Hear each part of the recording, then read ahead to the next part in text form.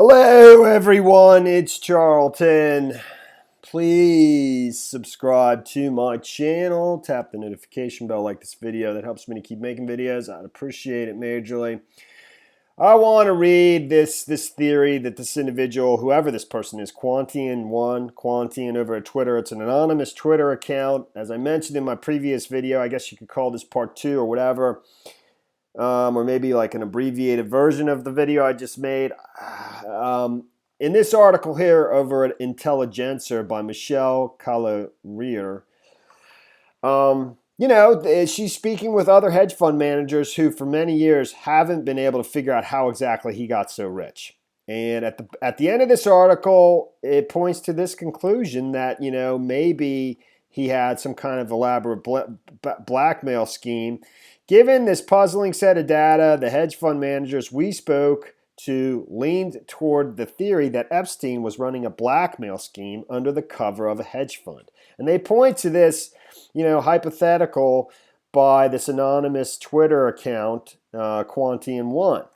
And he has a thread that I'll read from here because it's easier to read. It's long, and I've tried to do this video a couple times. It gets lost in the weeds, just reading it word for word. I'll do my best. But I think it's worth you hearing it. I'm just going to do you the favor of reading it to you, kind of.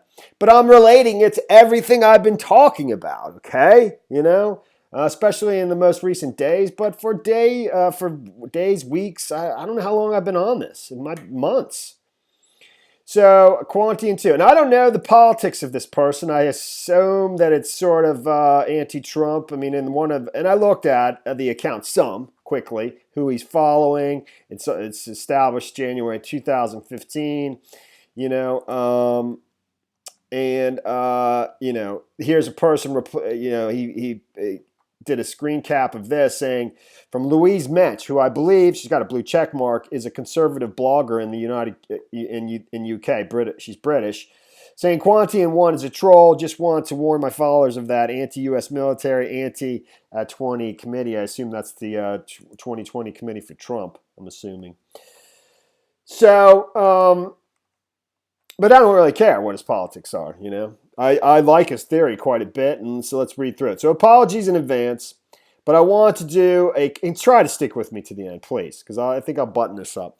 But I want to do a quick little thread to explain my theory of what the Epstein story really is. I promise this isn't some crazy Pizzagate conspiracy about space lizards. Just a neat little explanation that, in my opinion, perfectly fits the known facts, 0 through 13. Number 1, let's take our starting points, 2 givens. Let's take as our starting points 2 givens. A, you are a committed, unrepentant pedophile. B, because of your old job in private banking, you are very connected to lots of very, very wealthy people. Well, we'll also assume a goal.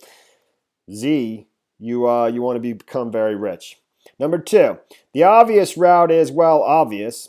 You could just be a pimp offering underage prostitute services to very rich people. This has 2 problems.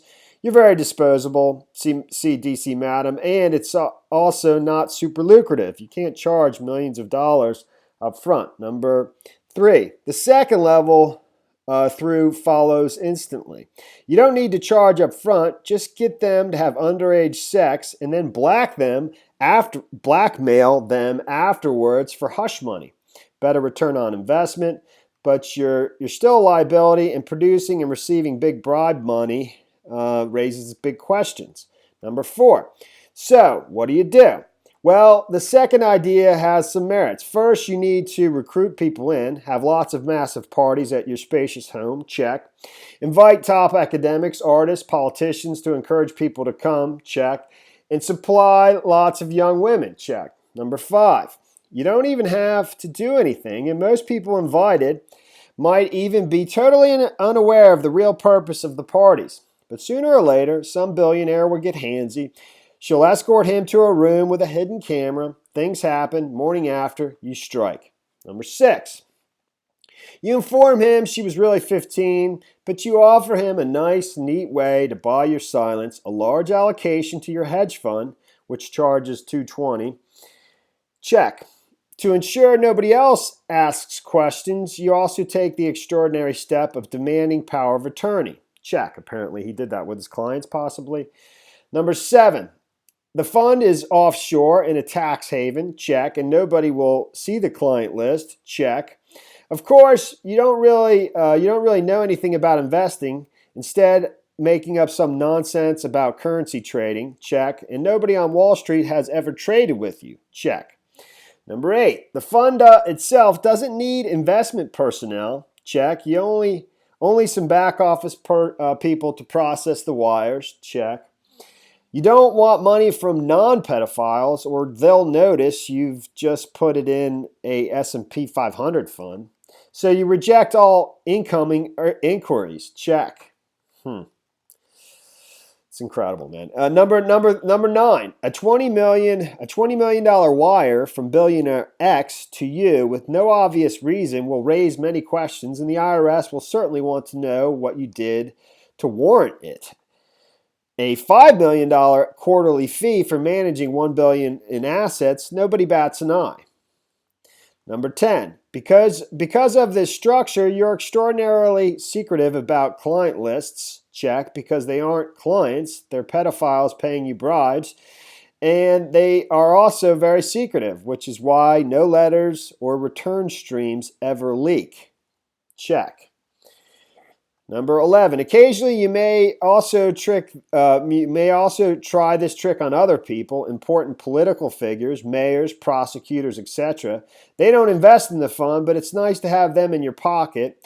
Others, academics, artists, etc., can just be bought with money as a PR smokescreen. Number 12, and of course the scam can be kept going as long as people are willing to pay, which is forever. If you're ever caught, just lean on some of your other friends in government to lean on the prosecutor to get you a sweetheart deal. There's almost zero risk. Number 13, and the last piece of the puzzle is the evidence. You'd want it somewhere remote, but accessible, a place the U.S. can't touch, but you have an excuse to visit all the time to update. Remember that offshore fund.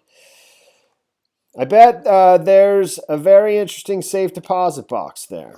2 small points of clarification. The scheme works just as well if the billionaires are in on it from the get-go as a way to buy sex. I assume that was obvious, but I guess not. Number 2, there's no need to invoke the mafia, Russia, Mossad, CIA, etc. That's just needlessly overfitting. Wow, this blew up. If you want more analysis like this, register for my premium feed on whatever. For affinity.net. I don't know what that is. So that's the theory right there. And what I would like to point your attention to is an article that I went through on a video just a few days ago about the meeting Trump had with David Pecker in his Trump Tower office on the 26th floor in February of 2015, just prior to his appearance at CPEC, where he was actually asked about Bill Clinton and commented on the island, if I can find it in this article. And according to this article, Michael Cohen was in the office and Sam Nunberg. They spoke to both those two persons, commented on this meeting. And David Pecker had brought over an issue of the Inquirer that was going to be had a cover with had a cover story on it with Jeffrey Epstein and Prince Edwards, and supposedly in this meeting, in 2015, this is right when Trump's mulling his run for presidency, according to Sam Nunberg, Trump said that Pecker had told him that the pictures of Clinton that Epstein had from his island were worse, recalls former Trump Organization employee Sam Nunberg. And this is before his appearance on CPAC, where he was asked about Bill Clinton and in a lightning round, and he said about Bill Clinton, "Nice guy," Trump said, "got a lot of problems coming up, in my opinion, with the famous island with Jeffrey Epstein." He added, seemingly veering off topic, lots of problems. And obviously today, the Labor Secretary, who was the prosecutor who oversaw the so-called sweetheart deal, the slap on the wrist plea deal given to Jeffrey Epstein back in 2007, 2008 in Palm Beach, that allowed to him basically, largely avoid jail time, avoid federal charges, has resigned today. I mean, this is all just putting it together. And what I've thought for some time is that Hillary Clinton lost the election on purpose. Just my theory, and that she obviously didn't do that for no good reason, but she did it because she was possibly being blackmailed, and blackmailed by Trump with something he had on her. And I think this points, spearheads right directly to it.